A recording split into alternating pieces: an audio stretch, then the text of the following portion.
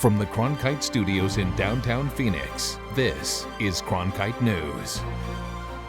Good evening and welcome to this special edition of Cronkite News on Arizona PBS. I'm Quentin Walker. Thank you for joining us. Tonight, a look back at the top stories from our Borderlands team. Military veterans dealing with deportation to celebrating Hispanic heritage in 2 languages. Our big story tonight, American veterans risk their lives for this country, enjoying the respect, admiration, and benefits that come with having served. But there's a number of them who say they've been discarded. They're deported vets now forced to live in their countries of origin, unable to come back to the U.S. Cronkite News reporter Marcela Bayeto traveled down to Mexico to see how these servicemen and women are adjusting to living in a place they refuse to call home. Every case is different. While some let their green cards expire, others committed crimes as residents. No matter the details, they all have one thing in common. They want to come back to the country they served. We wanted to get answers from immigration and customs officials on their policies when it comes to U.S. veterans. And while the complicated legal process plays out, there is a place in Tijuana that has become a safe haven for them, a place they call home, away from home. I was a sergeant in the United States Army, deported a year and a half ago. A year and a half of uncertainty and frustration for Jose Velasco. The Army sergeant has had to completely uproot his life to Tijuana, Mexico, after he was deported out of the United States. Velasco, like many other deported veterans, came legally to the U.S. as a child at just 11 years old in 1964. 7 years later, Velasco was drafted into the Army during the Vietnam War. After the war ended in '75, Velasco says he continued to serve his country. I was discharged, and they thanked me very much for what I did and so forth, and then I went to the National Guard. After a few years, Velasco returned to civilian life. At this point, he was a resident of the U.S. He never felt the need to become a citizen because of a false promise, he says, was made by his Army recruiter. The recruiter made me believe that as soon as my service ended, I was to be an automatic citizen, which was not true.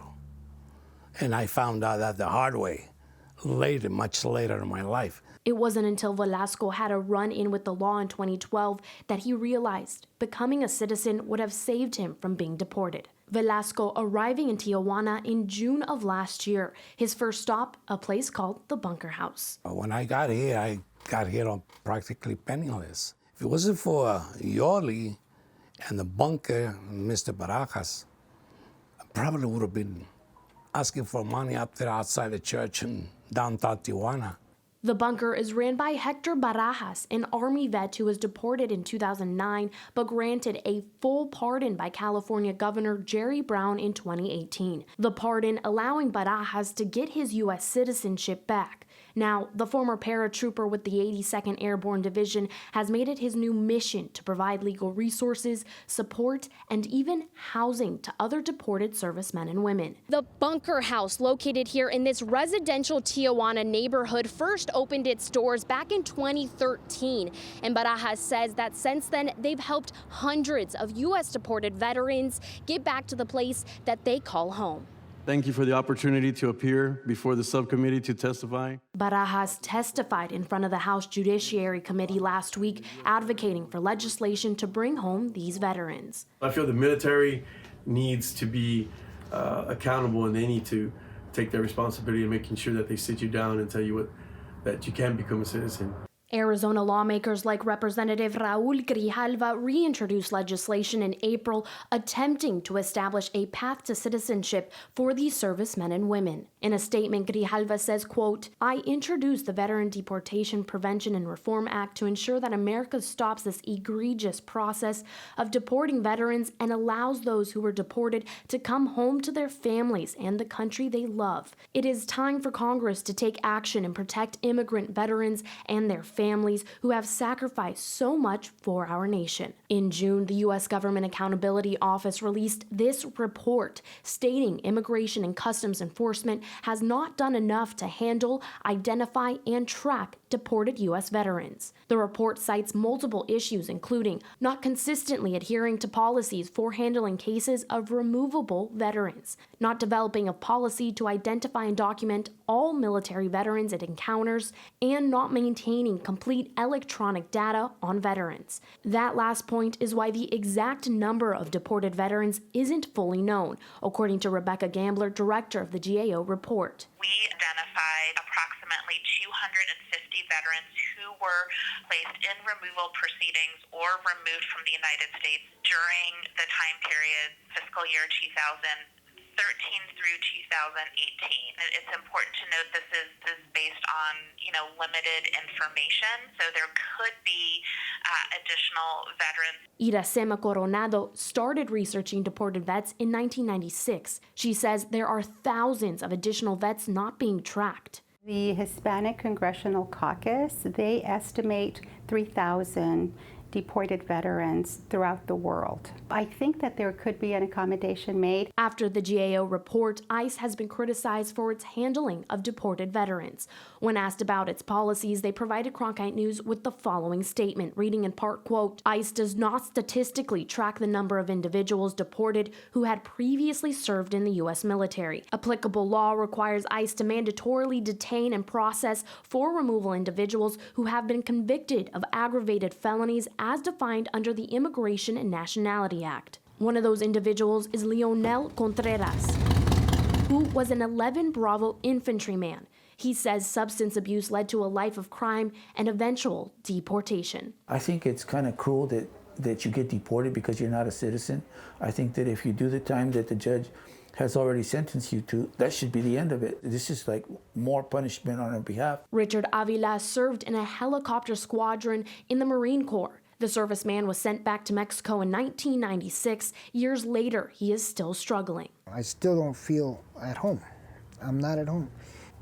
I'm an American by culture. I am proud of my heritage, but I'm not a Mexican. I'm an American. And I'd like to go home someday.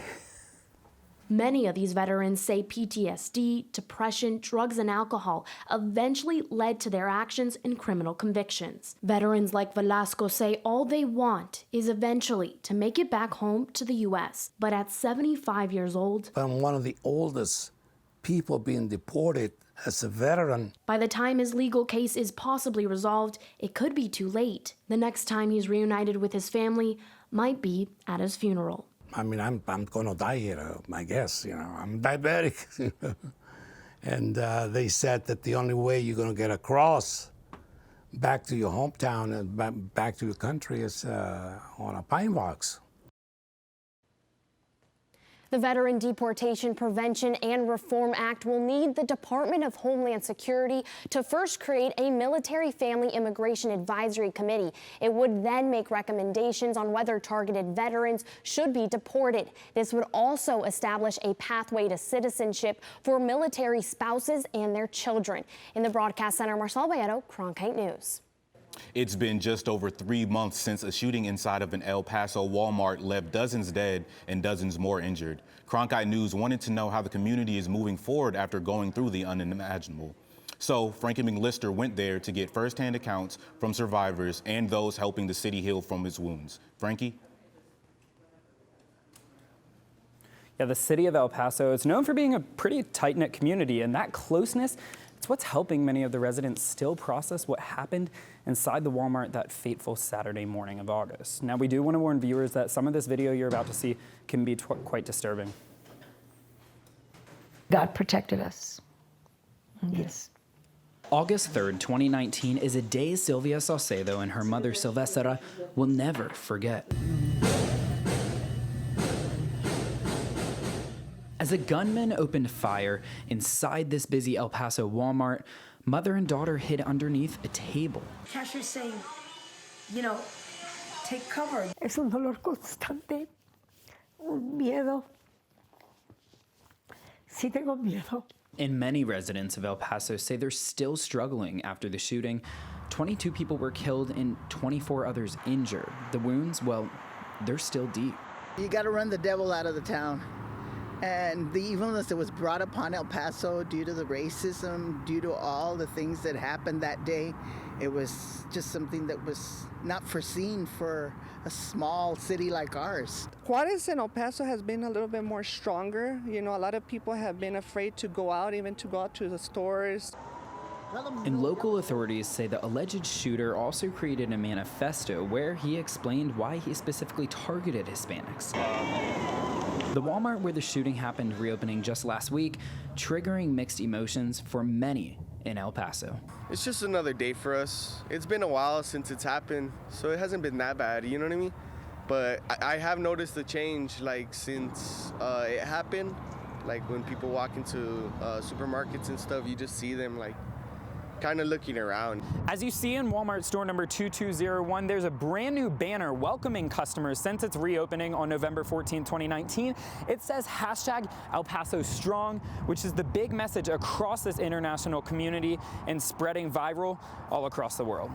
And in a statement, El Paso Mayor Dee Margo saying, quote, "It was emotional for me to walk through the Walmart, and I applaud the associates for their strength and the example they are setting for all of us. Love will overcome this hate. This tragedy will not define us," end quote. Actually, a few of us actually even donated our overtime so that we could, just be here. Monica Charter works for Proper Print Shop, the company helping to raise $150,000 for shooting victims selling El Paso Strong merchandise. The owners, JJ and Alan, were super fast at jumping into action. They didn't even question the response. It was, how do we help? Let's start spitting out these shirts. And Charter's just one example of how massively the shooting has impacted the El Paso community. One of her extended family members, Arturo Benavides, was killed inside the store. He's actually my dad's cousin's husband. And while the community continues to heal, some of the victims are now suing Walmart. Attorney Bryce Burris is representing 6 families who lost loved ones and 5 others injured as a result. The Dallas-based lawyer, he says the store used to have armed security guards before, but that wasn't the case the day of the shooting. There's a lot of questions that my clients want answered. Why would they stop having armed security guards at a Walmart like that 3 years ago? And the answer to that question is on the face of it, it has to be a money situation. And for many in El Paso, they know their lives will never be the same. We were so blessed and so lucky that we walked out of the Walmart safe. Unfortunately, not a lot of people had that. And Walmart's new memorial to the victims and survivors of the shooting, called La Gran Candela, also known as the Grand Candela, is in the Walmart's parking lot. The 30-foot structure will have 22 individual aluminum arcs. They're going to be grouped into what will look like a large candle in memory of those 22 lives lost. Right here in the studio, Frankie McLister, Cronkite News. As the Supreme Court kicked off oral arguments surrounding the fate of DACA, here in Arizona, supporters and detractors of the program got fired up. Cronkite News reporter Marcela Bayeto tells us what some DACA recipients are doing locally to push the issue forward. Marcela? Students we spoke to say they now have to fight even harder for a comprehensive plan that would allow them to remain in the United States. But the president and his allies believe it's time for DACA to go.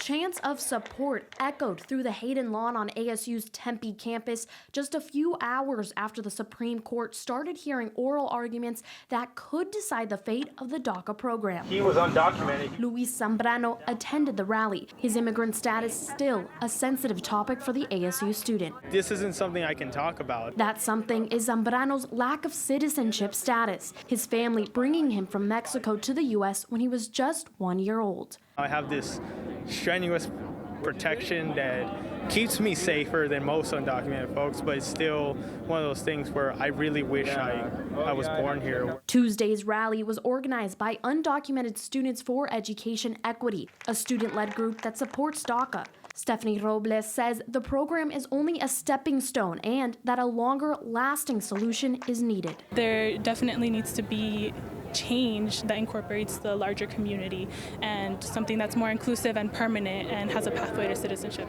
Students and supporters from all different backgrounds coming together, voicing their concerns against some of the rhetoric used by several local lawmakers. If you look at someone, you can't tell if they're legal or illegal. It's kind of ridiculous that some people decide to draw lines and make laws that only advantage them. The Supreme Court has until June of 2020 to make a decision on DACA. It's a contentious issue dividing communities and lawmakers across party lines. Republican Arizona State Representative Paul Gosar responding to Cronkite News' request for comment on the issue, sending this statement. The DACA program is nothing more than a Trojan horse to give amnesty to nearly 750,000 illegal immigrants. The president tweeting out this morning that almost 54,000 DACA recipients have arrest records, citing a Fox News host as a source. Nevertheless, the president also writing he is willing to make a deal with Democrats. Welcome Luis to share a bit of his story. Back in Tempe, Zambrano says he sees himself as much more than just a political ploy or statistic. We are people. We're not figures. We're not tools for any kind of side to use. We have hopes. We have fears. We have dreams. And if DACA goes away, many futures are going to be upended. And honestly, I don't know what I'm going to do. The Supreme Court ruling is likely to come down in June at the height of the 2020 presidential election. Currently, there are about 700,000 immigrants with DACA who can be impacted. In the broadcast center, Marcel Bayeto, Cronkite News. Well, it's safe to say that large pockets of the Hispanic community here in the United States have felt attacked by several of President Trump's policies, and this particularly when it comes to immigration. However, not all Latinos feel the same. Right here in Arizona, one Latina woman is leading the charge to get more Hispanics to support the president and keep him in the White House after 2020. I support President Trump because he has proven results. He has shown America that he cares for anyone who lives here. And it's not just American citizens, people who were born here, people like me. And by people like me, Monica Yellen means immigrants. Although she now considers herself a proud Phoenician, Yellen came to the United States from Colombia 21 years ago. Fast forward, well, she's now a member of the Maricopa County GOP and of the National Advisory Board for Latinos for Trump. Yellen says that their goal, well, it's simply to get President Trump reelected in 2020. His values align with my conservative Latino values. The Latino Advisory Board, it's the brainchild of the Trump campaign as election year looms near. Its members are targeting the Hispanic community, hoping to get more Latinos on that Trump train. The media tries to portray the president as something else, and they also wants us to believe that Latinos don't appreciate the president. His executive orders have helped tremendously. He helps women, he helps Latinos, he helps African Americans. Maricopa County GOP Chairman Ray Chornenke not only supports the president, she's a firm believer that Yellen can get more Latinos to vote for Trump. Monica can get it done, whatever it may be. And she doesn't stop until she fulfills whatever obligation or request that's been made. Yellen left Colombia at age 23 with only $300 in her pocket, but as she says, full of dreams. It was amazing. It was different because you come here on your own. I had no family, no friends. But despite the initial challenges of moving to a new country, Yellen says she fell in love with Arizona. We have very low unemployment rates. We have great surplus. We have a great governor. We have great government here. In her passion leading her to become an active member of the Republican Party and to become a big fan of Donald Trump. Despite the president's hard line on immigration policy, Yellen says he's someone who's supportive of immigrants. All kinds of immigrants. The president cares for the country. The president cares for our security. So his policies are in no any way against Latinos or anyone. Both Democrats and Republicans believe Hispanic voters could be decisive in 2020, just like in states like Arizona. Back in 2016, roughly 28% of Hispanic voters cast their ballot for Mr. Trump, according to the Pew Research Center. In the studio, Frankie McLister, Cronkite News. Right on the dividing line separating two nations, 3 different cities, they celebrated one single mass honoring immigrants, refugees, and the victim of the Walmart shooting in El Paso. Cronkite News reporter Ellie Nakamoto-White went to the border town between the United States and Mexico and tells us more. Ellie? The Catholic Mass brought hundreds of faithful from across the country to signify there is no us versus them, but rather one family of faith.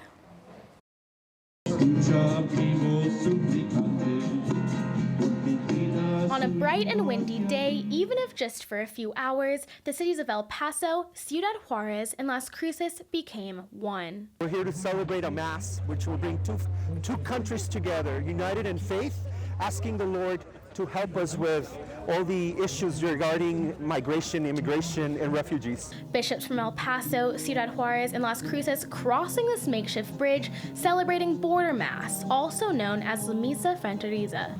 The Mass taking place in the Rio Grande Canal, right on the U.S.-Mexico borderline. But more than just a Mass, those behind the Misa say it also serves as a way to heal wounds.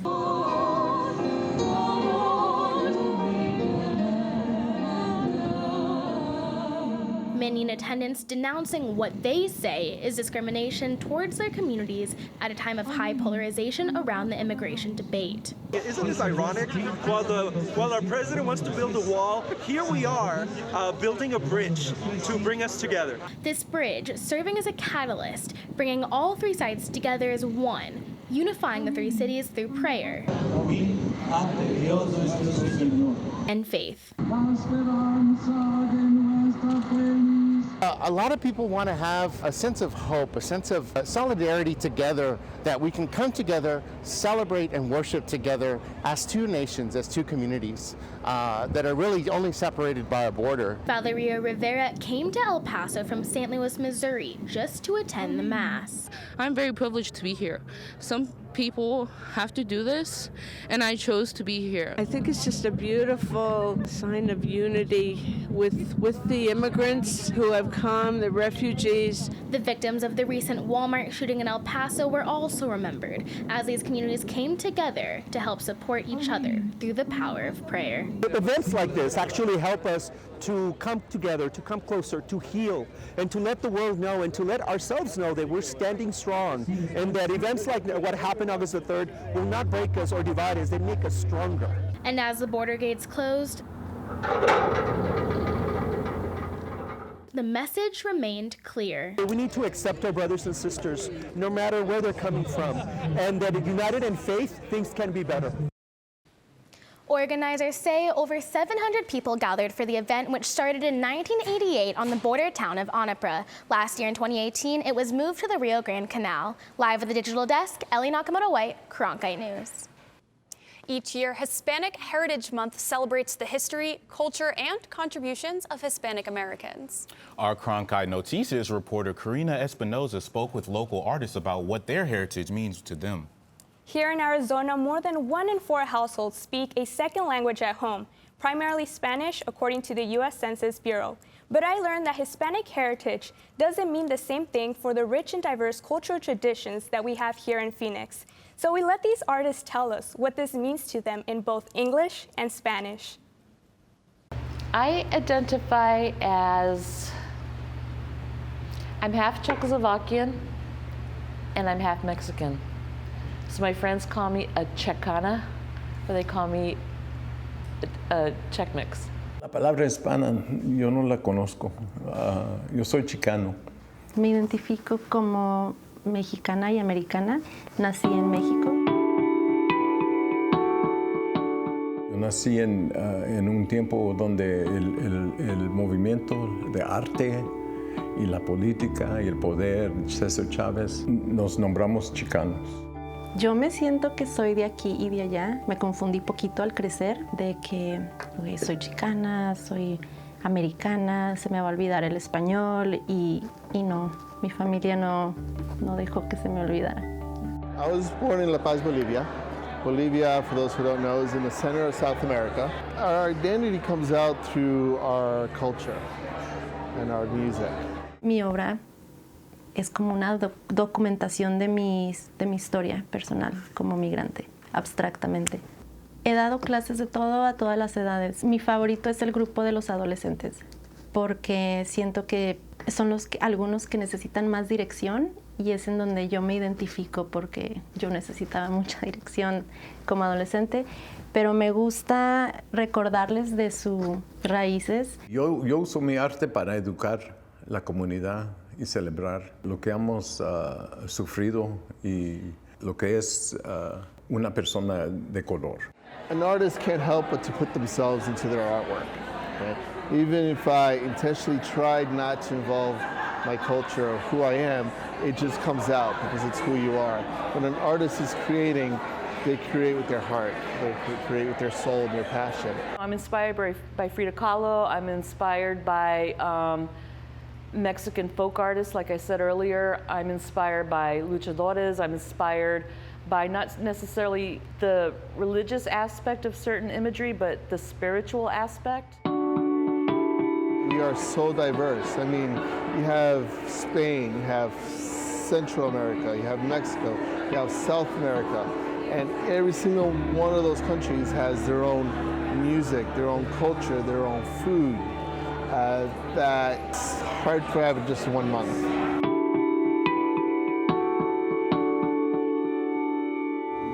We are made up of diferentes culturas, right? Pero there are some things that are the same to all of us. The gente de color, our spirit, our love of life, our love of cultura. Those are things that bind us. Hispanic Heritage Month continues with events across our area through October 15. I'm Karina Espinoza, Cronkite News. That's it for this special edition of Cronkite News. Thank you for joining us. For top Arizona stories anytime, go to cronkitenews.azpbs.org.